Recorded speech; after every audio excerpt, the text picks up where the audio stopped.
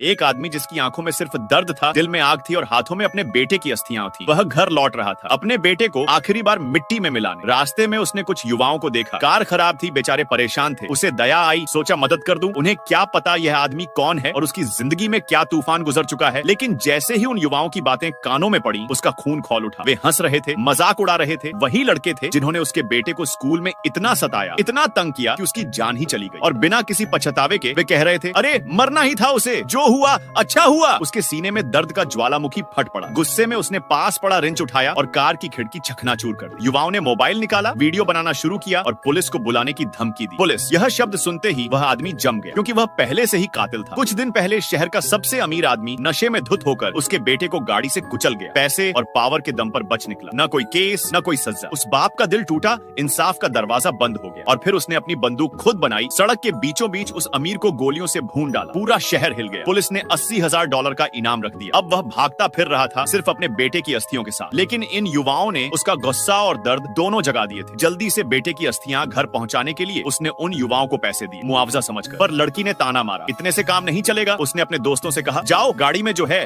सब निकाल लाओ। गाड़ी में कुछ नहीं था सिवाय उस घड़ी के जो उसके बेटे ने सालों बचत करके खरीदी थी। बेटे की आखिरी निशानी। लड़की ने पहले उसका मजाक उड़ाया, लेकिन फिर लगा यह घड़ी तो बहुत कीमती है। आदमी ने घड़ी बचाने की कोशिश की, पर रिकॉर्डिंग चल रही थी, वह कुछ नहीं कर सका। युवा ठहाके लगाते हुए कार में बैठे और जाते जाते उसकी घड़ी भी छीन ली। आदमी ने रास्ता रोका, घड़ी वापस करो, लेकिन जवाब में एक्सीलरेटर दबा दिया गया और आदमी सड़क पर लुढ़क गया। सिर्फ इतना ही नहीं, उन्होंने उसकी गाड़ी पर पेट्रोल डालकर आग लगा दी। लपटों में सब कुछ जल रहा था और अंदर उसके बेटे की अस्थियां भी। वह दौड़ा, दरवाजा तोड़ा, अस्थियों का कलश और अपनी बंदूक निकाली, लेकिन उसकी आंखों के सामने उसकी गाड़ी राख में बदल गई। उसका गुस्सा अब ज्वालामुखी बन चुका था। उसने कसम खाई, इन सबको नहीं छोड़ूंगा। उसने एक दोस्त को बुलाया, प्लान बनाया और पीछा शुरू किया। किस्मत भी जैसे उसके साथ थी, क्योंकि उस रात भयंकर तूफान आ गया। तीनों युवा गाड़ी में भाग रहे थे। रास्ते में टायर किसी चीज से टकराया। सोचा कोई आवारा कुत्ता होगा, अनदेखा किया, एक्सीलरेटर दबा दिया। लेकिन कुछ सेकंड बाद गाड़ी का संतुलन बिगड़ा और वह दर्जनों बार पलटती हुई गहरी खाई में जा गिरी। अब गाड़ी मरोड़कर कबाड़ बन चुकी थी। तीनों अंदर फंसे मदद के लिए चिल्ला रहे थे। और तभी बारिश के बीच अंधेरे में वह आदमी अपने हथियार के साथ आया। उसे देखकर उनकी रूह कांप गई।